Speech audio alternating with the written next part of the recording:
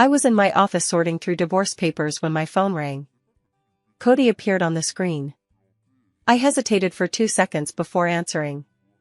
"Joyce, where are you?" His voice was filled with anxiety. "At the company," I replied calmly. "I'm coming to pick you up now and have something to talk about." "Cody, we're divorced and there's nothing much to talk about." There was silence on the other end of the phone for a few seconds, and then his low voice came, "It's about the child." My hands trembled and I almost threw the phone to the ground. 3 years ago, I was in a car accident when I was 7 months pregnant, and the doctor said the baby couldn't be saved. Cody was on a business trip abroad at the time, and by the time he rushed back overnight, I'd been bedridden for 3 days. He hugged me and cried like a baby, saying it was all his fault and that he would make it up to me. But what happened next? He became increasingly busy, traveling more frequently, and we spoke less and less. Until 6 months ago, when I discovered flirtatious text messages between him and his secretary, Winter. "What child?" I forced myself to calm down. "Joyce, our child is still alive." This sentence struck me like a thunderbolt. "What did you say?" "The hospital made a mistake. Our child was taken away by someone else. I have been looking for him for the past 3 years." My head was buzzing and my whole body was shaking. "Impossible," the doctor clearly said. The doctor was too busy. There were 3 women in labor in the delivery room at the same time. The nurse took the wrong baby. I have proof. I collapsed in my chair, tears streaming down my face. If the child were still alive, what would the pain I'd endured over the past 3 years mean? If the child were still alive, why would I divorce him? 10 minutes later, Cody appeared at my office door. He was still handsome, dressed in a well-tailored suit, but with noticeable dark circles under his eyes. "Joyce," he whispered. I looked up at him, my vision blurred by tears. "Where's the evidence?" He pulled a stack of documents from his briefcase and placed them in front of me, the DNA test report, the hospital's investigation results, and a photo of a little boy about 3 years old who looked exactly like Cody as a child. "His name is Adam, and he's now growing up in an ordinary family. They don't know his true identity and treat him very well." I picked up the photo with trembling hands. The little boy was smiling, his eyes curved, and he looked exactly like me. "I want to see him." I choked. "I've already made arrangements. We'll go together tomorrow." Cody sat down across from me, looking at me with complicated eyes. "Joyce, I know you hate me, but for the sake of the child. Don't say any more." I interrupted him, "I need time to digest this." He nodded and stood up to leave. When he reached the door, he suddenly turned around and said, "Joyce, I have never betrayed our marriage." I was stunned. Winter's matter. She was an undercover agent I arranged to investigate people inside the hospital. I have been looking for the child for the past 3 years, but I didn't dare tell you because I was afraid that you would have hope and then be disappointed. After saying this, he left without looking back. I sat there, stunned, feeling like the world had turned upside down. If what he said was true, then what was the hatred I'd felt for the past 6 months? If what he said was true, then was our divorce just a huge misunderstanding? That night, I couldn't sleep. I tossed and turned, thinking about Cody's words, thinking about that kid named Adam. At 3 in the morning, I couldn't hold it in any longer and sent him a text, "Is everything you said true?" Almost instantly, I got a reply, "Joyce, I swear, every word is true. Why didn't you tell me earlier?" "I was afraid you couldn't bear it. If I couldn't find the child, I didn't want you to suffer again." Looking at this text message, my tears fell again. In the past 3 years, he seemed to be getting colder and colder towards me, but it turned out that he was suffering even greater pain. The next morning, Cody showed up downstairs.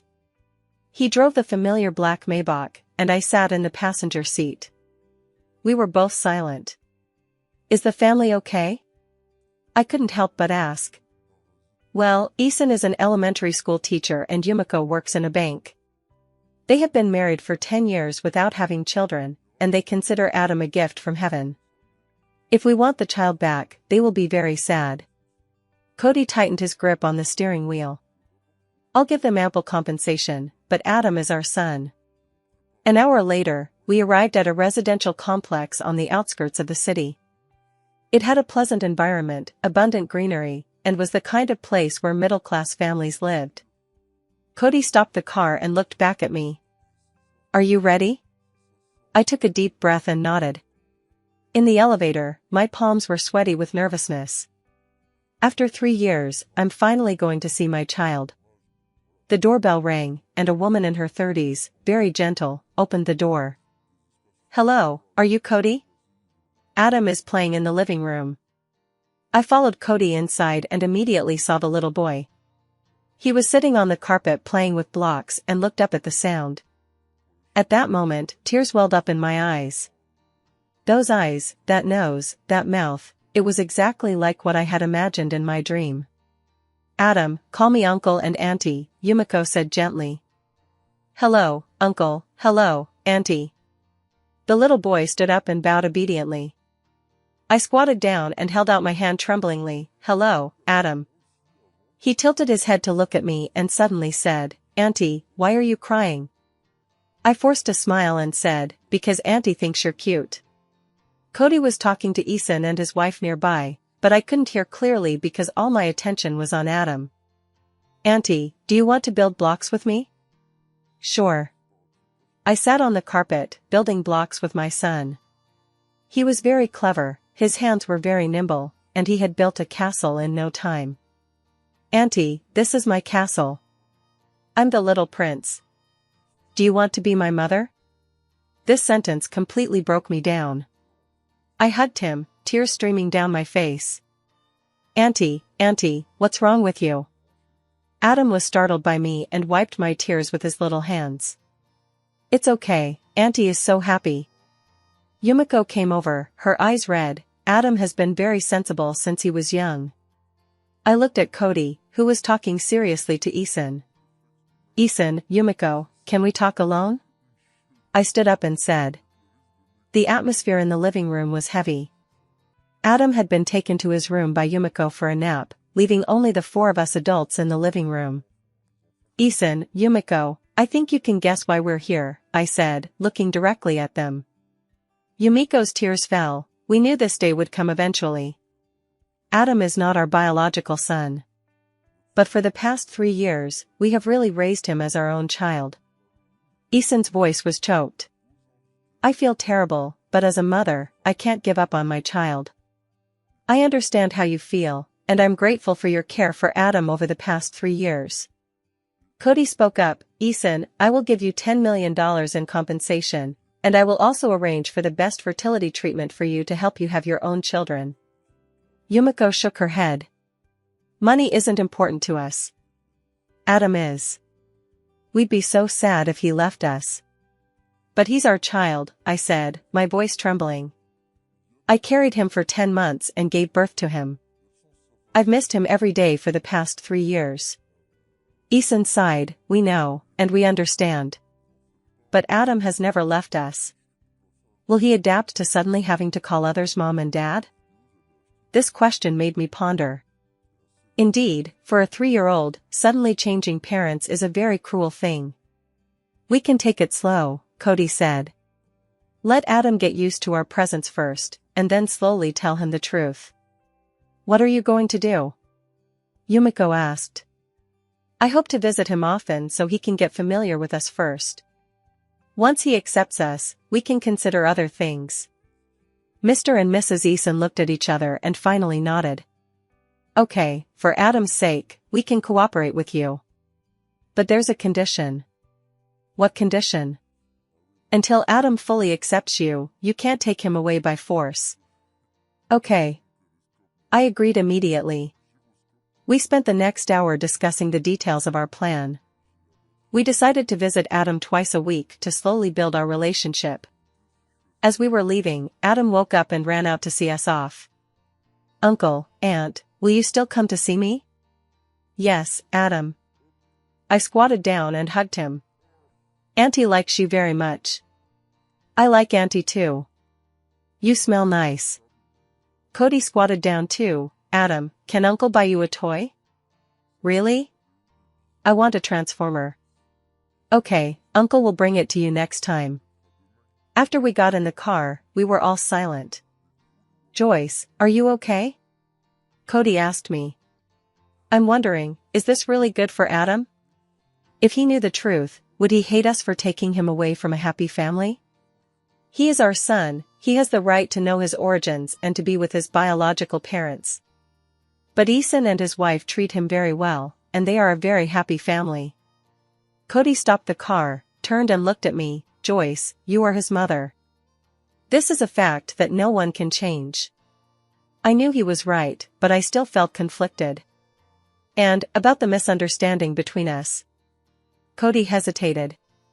You really didn't betray me? I looked him straight in the eye. Never, I swear.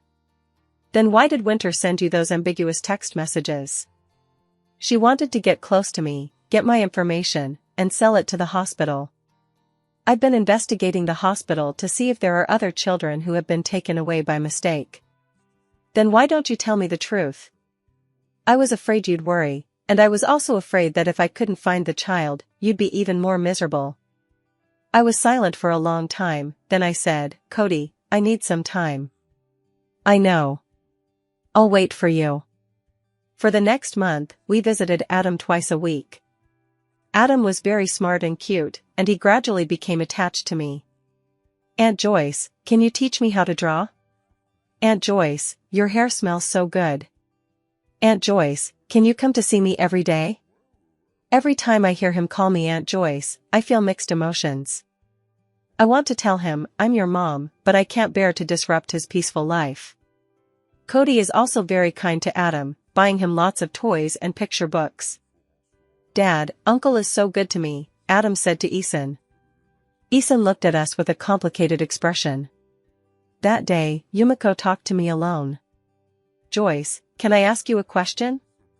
Of course. Are you and Cody really divorced? I was stunned for a moment. Yes, we divorced 6 months ago. So what is your relationship now? For the sake of the children, we will work hard together. As for the rest, I haven't thought about it yet. Yumiko nodded. I can tell Cody loves you very much. He looks at you with the same tenderness he gives Adam. There are some misunderstandings between us that need time to resolve. Joyce, if you really want to take Adam away, I hope you can be a complete family. Adam needs more than just a mom and dad, he needs a loving home. Yumiko's words made me think deeply. Indeed, if Cody and I can't reconcile, will Adam really be happier if he follows us? That night, Cody walked me home. Joyce, what are you thinking about? I'm thinking, is this fair to Adam? What do you mean? Yumiko was right. Adam needed a complete family. If we couldn't get back together, what was the point of taking him away? Cody stopped the car and looked at me seriously. Joyce, what do you mean? I want to ask you, do you still love me? This question caused a long silence in the car. Joyce, I've never stopped loving you. His voice was soft but firm. Then why have you become increasingly cold towards me over the past 3 years? Because I was afraid my pain would infect you. Losing my child was a huge blow to me. But as a man, I had to be strong and find him. So you chose to endure it alone? I thought it would be better for you.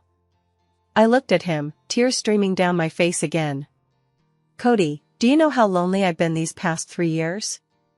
I was the only one bearing the pain of losing our child. You kept getting busier and busier, traveling more and more frequently, and I thought you no longer loved me. I'm sorry, Joyce, it's all my fault. He reached out to wipe my tears, but pulled his hand back halfway. Can we start over? I asked him. Joyce, will you give me a chance? I don't know. I need time. He nodded, I'll wait for you, no matter how long it takes. At that moment, I suddenly wanted to hug him and tell him that I still loved him. But 3 years of misunderstanding and hurt couldn't be resolved with just a few words. A month later, I made a bold decision. I was going to move closer to Adam's house so I could see him every day. Joyce, is this too sudden? Cody asked worriedly.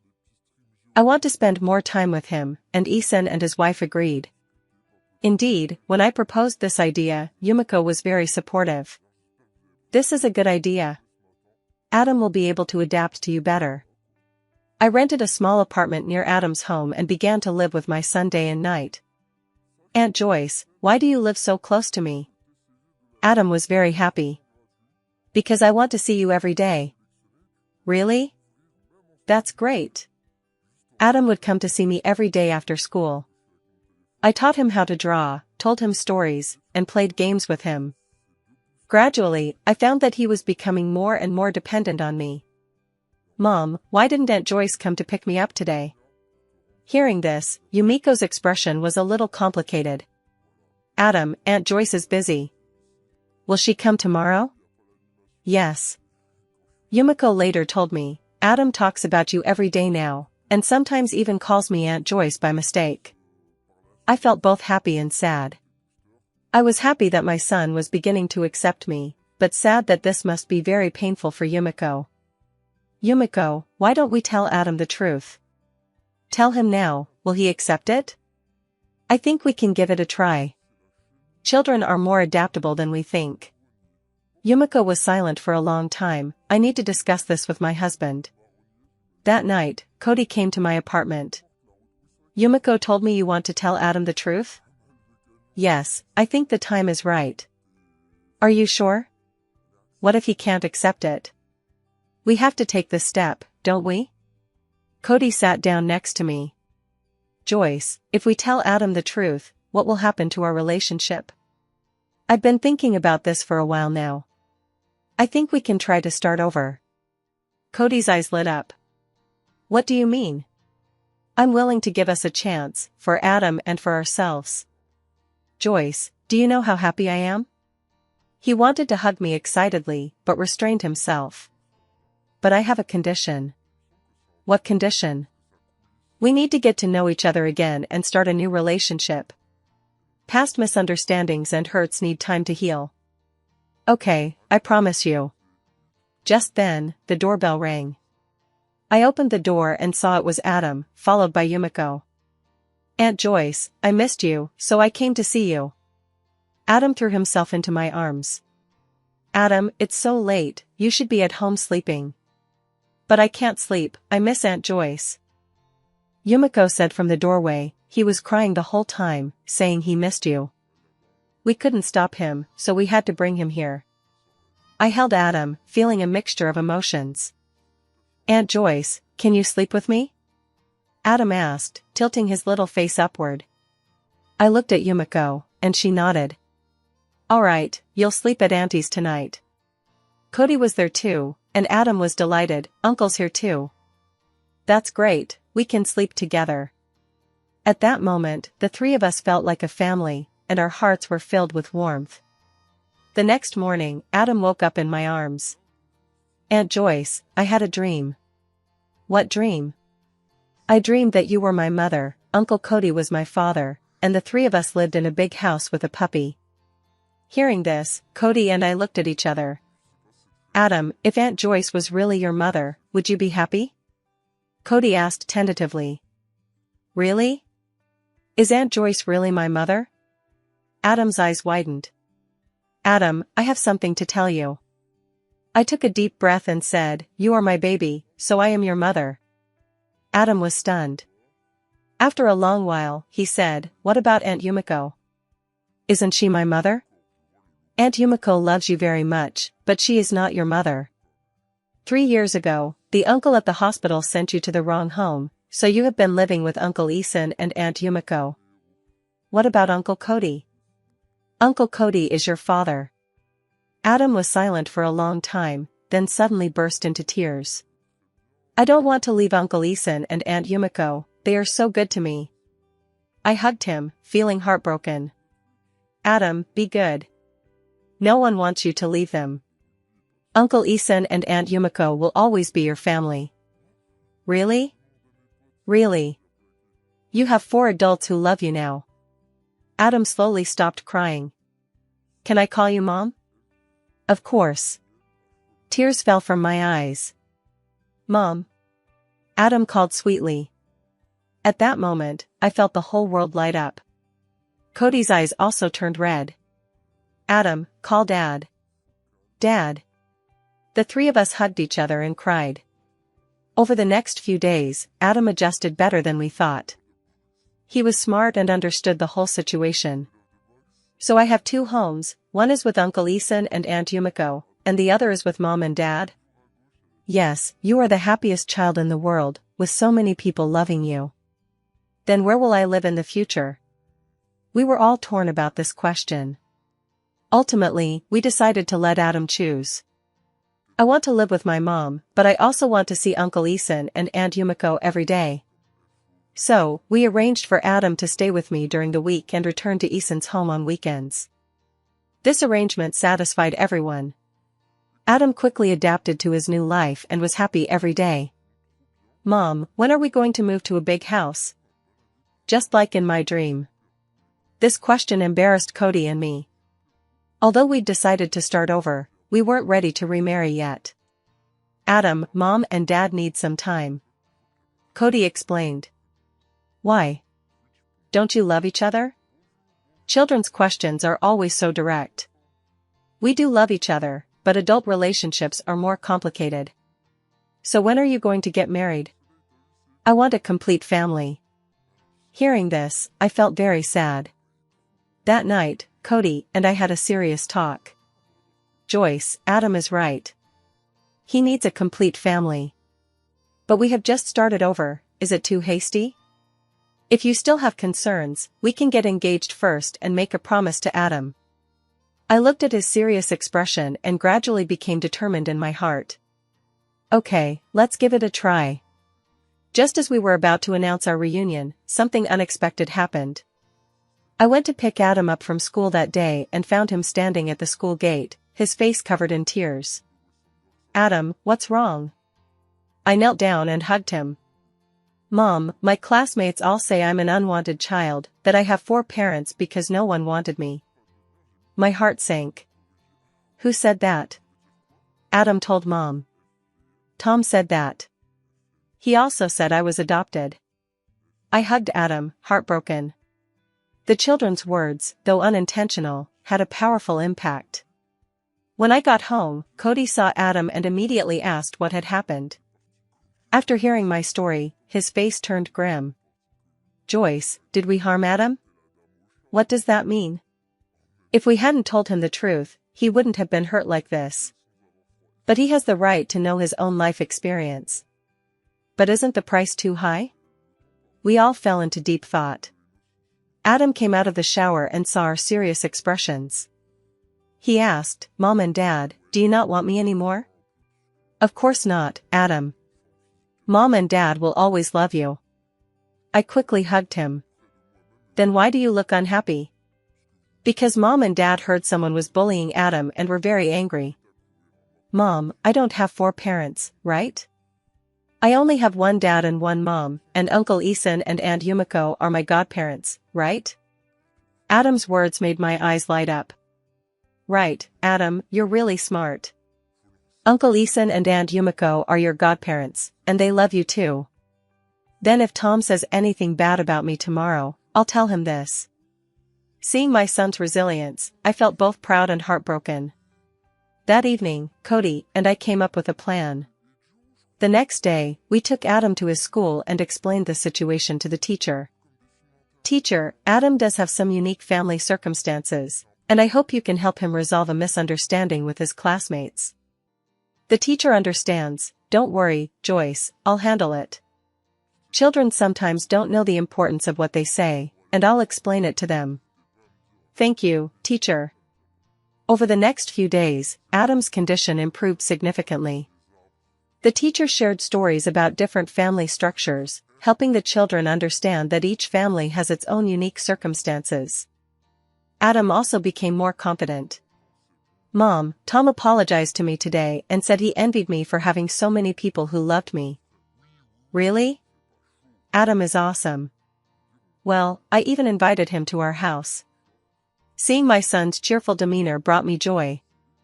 That night, Cody proposed an idea. "Joyce, let's get married." "What?"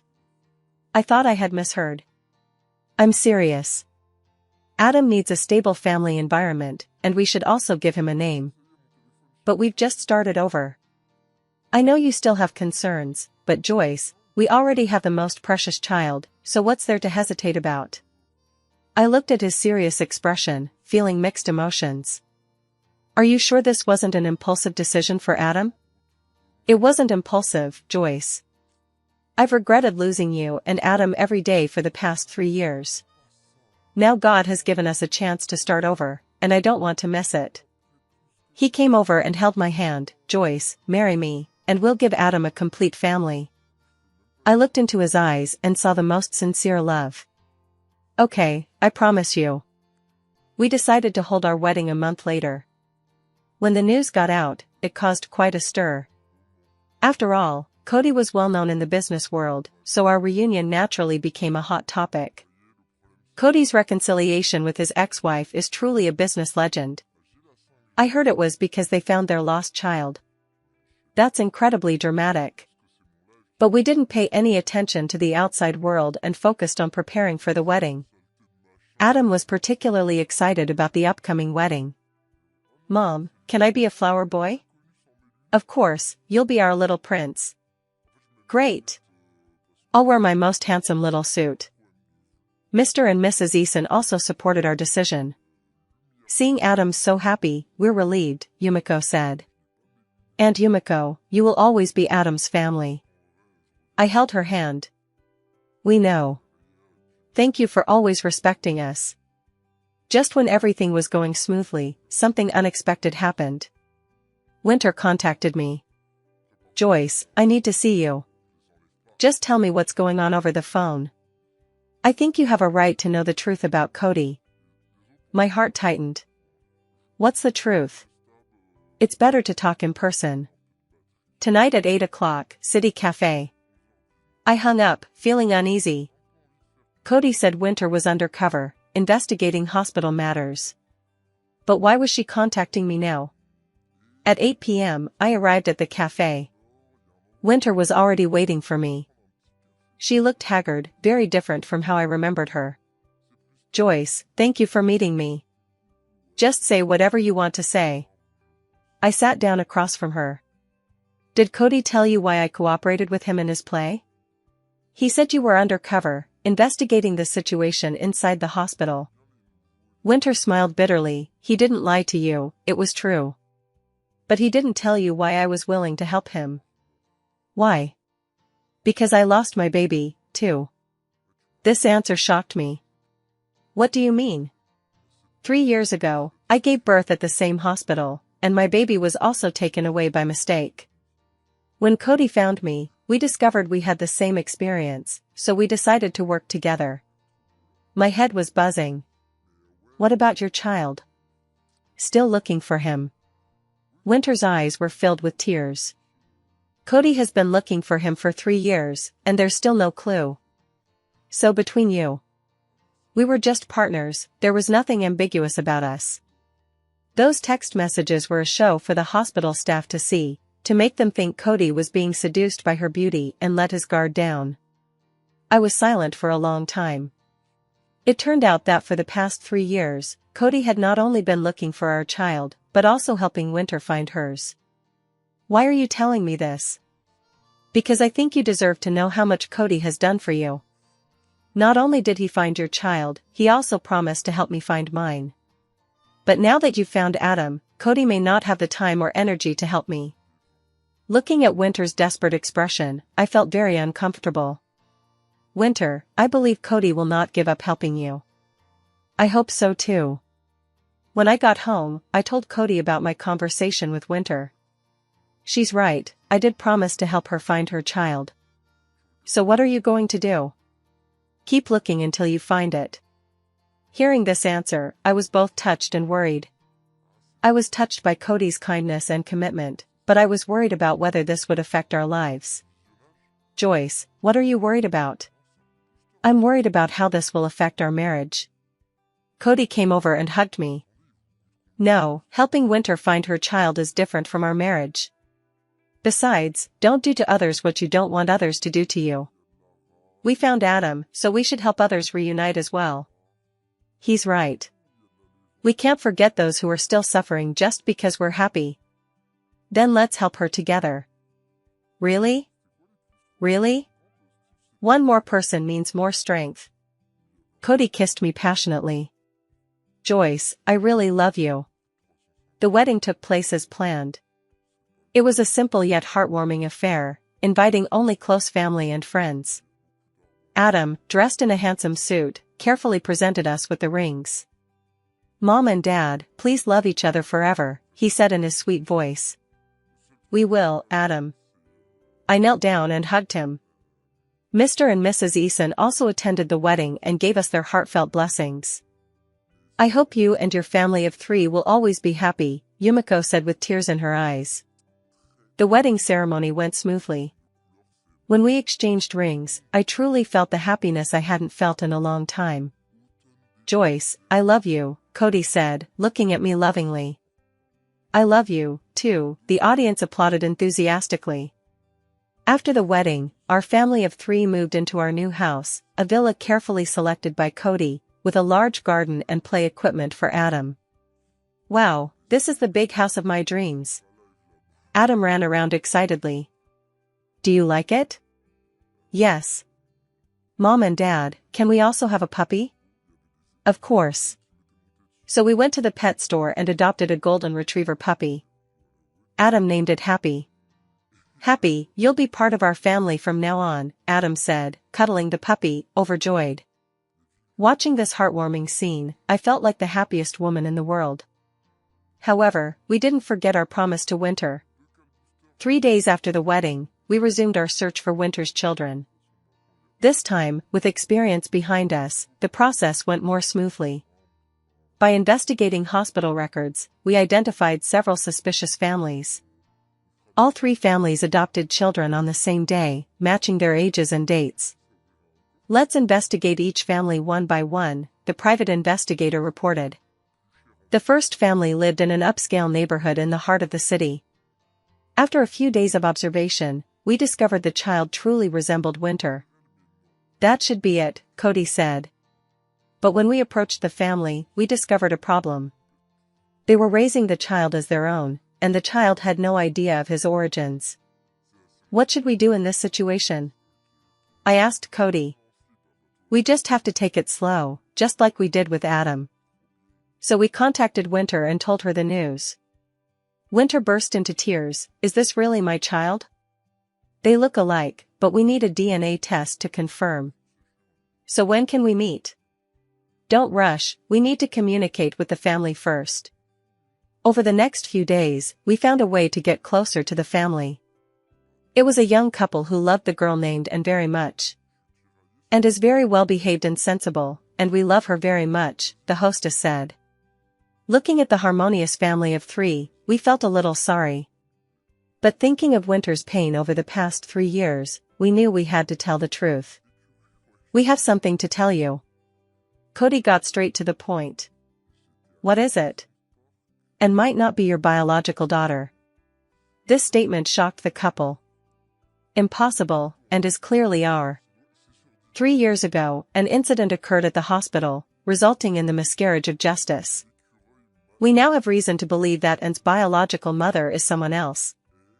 The conversation that followed was difficult. The couple experienced a complex cycle of emotions, from shock to anger to despair. If Anne isn't our child, then where is our biological daughter? The hostess asked tearfully. We'll find her for you, Cody promised. And so, another family was drawn into the search for their biological child. The DNA test results confirmed our suspicions. And was indeed Winter's daughter.